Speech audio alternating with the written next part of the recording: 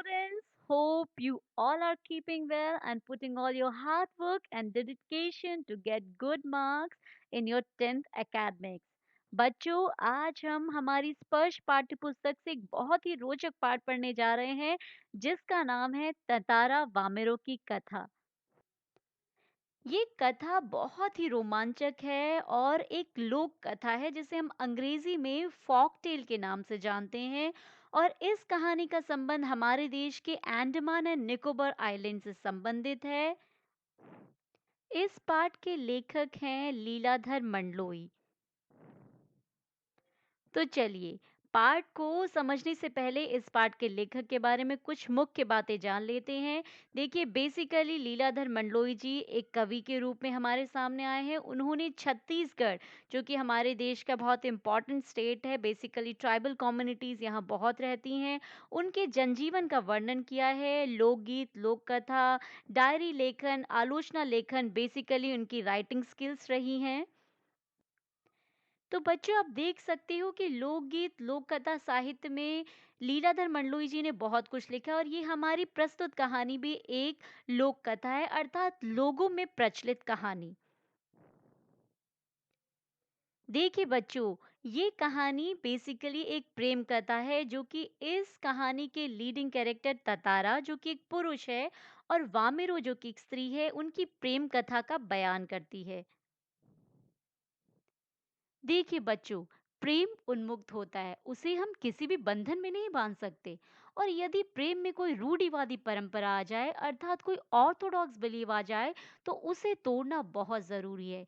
प्रस्तुत कहानी भी प्रेम के समर्पण का प्रतिबिंबन करती है, अर्थात रिप्रेजेंट करती है। दोनों ही युगल ततारा और वामिरो ने स्वयं का आत्म बलिदान दे इस अंडमान निकोबार में फैली एक बहुत बड़ी रूढ़िवादी परंपरा का समापन किया। अंडमान द्वीप समूह का अंतिम द्वीप है लिटिल अंडमान जो कि पोर्ट ब्लेयर से 100 किलोमीटर और कार निकोबार जो लिटिल अंडमान से 96 किलोमीटर की दूरी पर है। पहले ये दोनों द्वीप समूह एक साथ थे, लेकिन बाद में अलग हो गए। वो कैसे अलग हुए इस कहानी को पढ़कर हम जानेंगे।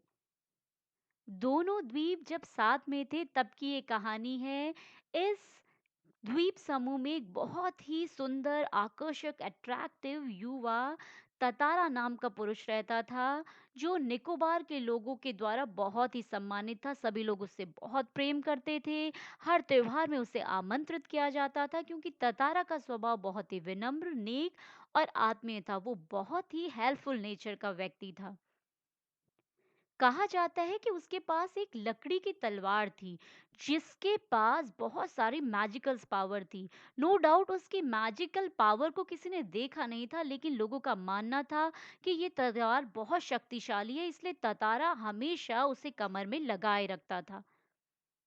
एक शाम की बात है, ततारा बहुत ही थका हारा समुद्र के किनारे टहलने जाता है। बहुत ही सुंदर दृश्य होता है, ठंडी ठंडी हवाएं बह रही होती हैं, पक्षियों के चहचहाने की आवाज आ रही होती है, शाम हो रही होती है तो सूरज ढल रहा होता है, दृश्य बहुत ही शांत शांत होता है। और एकदम से ततारा को एक बहुत ही मेलोडियस सी आवाज, मधुर सी आवाज सुनाई देती है। वो उस आवाज को सुनते ही पूर्ण रूप से मंत्रमुग्ध हो जाता है। उसी ध्वनियों की ओर आगे जाता है और देखता है एक बेहद ब्यूटीफुल युवती प्रेम गीत गा रही होती है। वह युवती पूर्ण रूप से अपने गाने में खोई होती है और उसे ततारा के आने तक का एहसास भी नहीं होता। एकदम से जब एक लहर आती है पानी की और उसकी देह को टच करती है, तब उसे पता चलता है कि कोई पुरुष उसे देख रहा है और वो शर्म के कारण एकदम से गाना गाना बंद कर देती है। ततारा भी उसके गाने में इतना मंत्रमुग्ध हो जाता है कि विनम्रता पूर्वक उससे पूछ ही लेता है कि आपने गाना गाना क्यों बंद कर दिया। यह प्रश्न सुनकर वह युवती को अच्छा तो लगता है, लेकिन वो जानबूझकर क्रोध और बेरुखी से ये कह देती है कि इस प्रश्न का उत्तर देने के लिए मैं फोर्सफुल नहीं हूँ, बिल्कुल बाध्य नहीं हूँ। मैं केवल अपने गांव वालों के लोगों का ही प्रश्न का उत्तर देने के लिए बाध्य हूँ। लेकिन ततारा तो उसके पूर्ण व्यक्तित्व से, उसकी ध्वनि में मंत्रमुग्ध और सम्मोहित हो गया होता है। इतना सब उत्तर देने के बावजूद भी ततारा बार-बार उससे यही प्रश्न करता है कि तुमने गाना क्यों बंद कर दिया? तुम्हारी आवाज़ बहुत मधुर है। ऐसा बार-बार प्रश्न करने से युवती चिढ़ जाती है और उसे बहुत ही ढीठ कहकर पुकारती है और कहती है कि मैं यहाँ से जा रही हूँ। युवती को जाता हुआ देख ततारा को अपनी गलती का एहसास हो जाता है और वो गिड़गिड़ाने लगता है, माफ़ी माँगने लगता है। वह विनम्रता पूर्वक कहता है कि तुम भले ही चले जाओ, लेकिन अपना नाम तो बता दो। युवती भी ततारा के आग्रह से इनकार नहीं कर पाती और अपना नाम वामिरो बताते हुए जल्दी से वहां से चली जाती है। ततारा को वामिरो का नाम बहुत ही सुंदर और आकर्षक लगता है और वह उसे कल पुनः इसी जगह पर आने का निवेदन करता है। वामिरो को भी ततारा का आग्रह अच्छा लगता है, लेकिन फिर भी वो उसे इनकार कर देती है। लेकिन वामिरो के मन में भी कहीं न कहीं ततारा के प्रति आकर्षण ज़रूर आ जाता है, क्योंकि उसने ततारा के बारे में बहुत सारी आकर्षक बातें सुनी थी और बिल्कुल वैसे का वैसा ही व्यक्तित्व ततारा का उसने पहली मुलाकात में ही पा लिया। ततारा का व्यक्तित्व वामिरो को बहुत अधिक आकर्षित करता है। वो बिल्कुल वैसा ही होता है जैसे वो अपने एक जीवन साथी अर्थात लाइफ पार्टनर में देखती है। लेकिन बच्चों, अब कहानी में सबसे बड़ा ट्विस्ट है जो मैं आपको बताने जा रही हूँ। इसे ध्यान से सुनिए, यही सेंटर ऑफ अट्रैक्शन है इस कहानी का, मेजर फोकस है इस कहानी का। इस द्वीप समूह अर्थात आइलैंड की एक बहुत ही रूढ़िवादी परंपरा ऑर्थोडॉक्स बिलीव है। वो बिलीव ऐसा है कि इस गांव का नियम है कि कोई भी एक गांव का स्त्री पुरुष दूसरे गांव के स्त्री पुरुष के साथ विवाह नहीं कर सकता, चाहे उनके बीच प्रेम संबंध ही क्यों ना हो। तो अभी तक की व्याख्या से आप समझ ही गए होंगे कि दोनों ही ततारा और वामिरो के बीच हृदय में प्रेम भाव उत्पन्न तो हो गए हैं, लेकिन परंपरा के आधार पर विवाह तो नहीं हो सकता। तो अब देखते हैं कि इस कहानी का अंत क्या होता है। दोनों के हृदय विचलित हैं, दोनों एक दूसरे की प्रतीक्षारत हैं, दोनों ही एक दूसरे का इंतजार करना चाहते हैं, वामिरो और यहाँ ततारा भी। अगले दिन ततारा वही सेम जगह पर वामिरो का इंतजार करता है। बहुत देर हो जाती है और थोड़ी देर के बाद वो देखता है कि नारियल के झुरमुट से वामिरो आ रही होती है। उसे देखते ही ततारा बहुत प्रसन्न हो जाता है। दोनों एक दूसरे को पूर्ण डेडिकेटेड भाव से बिना कुछ कहे देखते रहते हैं और शाम ढलते ही अपने अपने घर चले जाते हैं।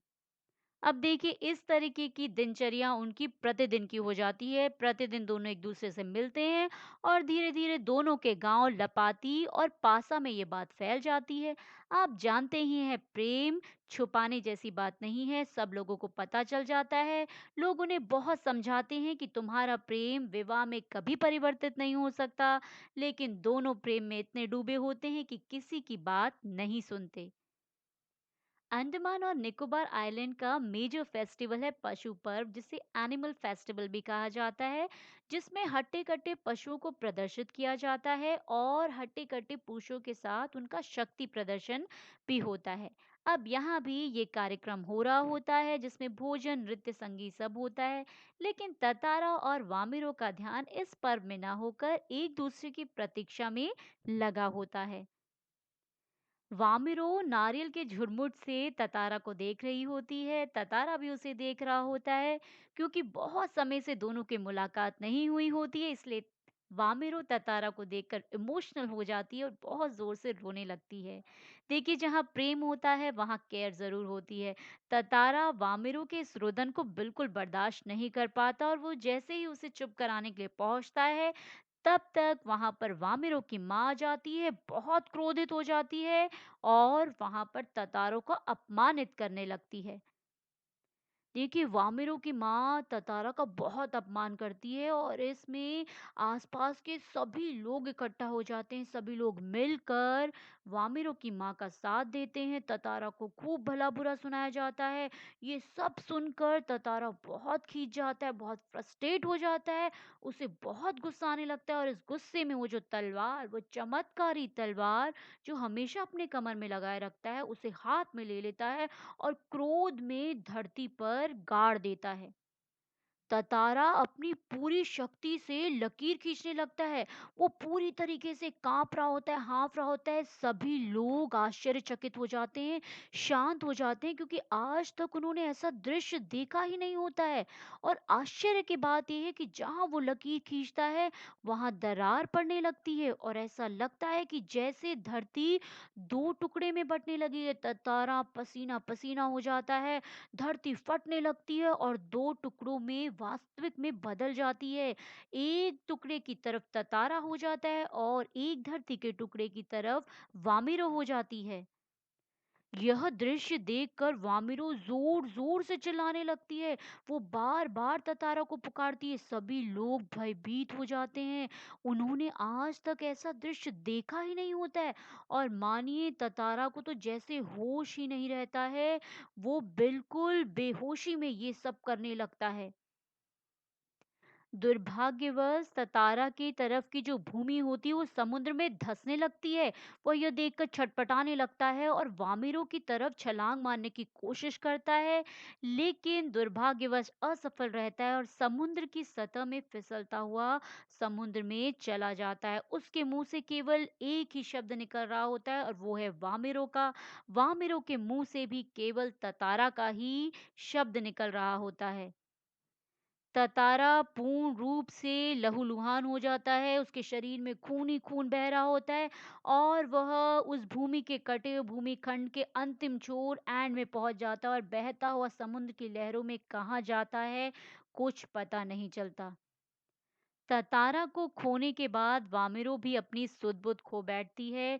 वो पागलों की तरह इधर-उधर भटकती रहती है। वो खाना छोड़ देती है, पीना छोड़ देती है और हमेशा कई घंटों तक समुद्र के किनारे उसी जगह बैठी रहती है। बाद में वो अपने परिवार को छोड़ के न जाने कहाँ चली जाती है, किसी को पता नहीं चलता। तो देखिए बच्चों, ये कहानी तो यहाँ खत्म होती है, लेकिन आज भी लोग इस प्रेम कथा को याद करते हैं, उसे सुनते हैं। इस त्याग में बलिदान के बाद से अब 2 गाँव के बीच वैवाहिक संबंध भी शुरू हो गए हैं, जो बहुत ही अच्छी बात है। इस प्रकार तातारा और वामिरो की प्रेम कथा एक सुखद परिवर्तन की गाथा भी हमें सुनाती है।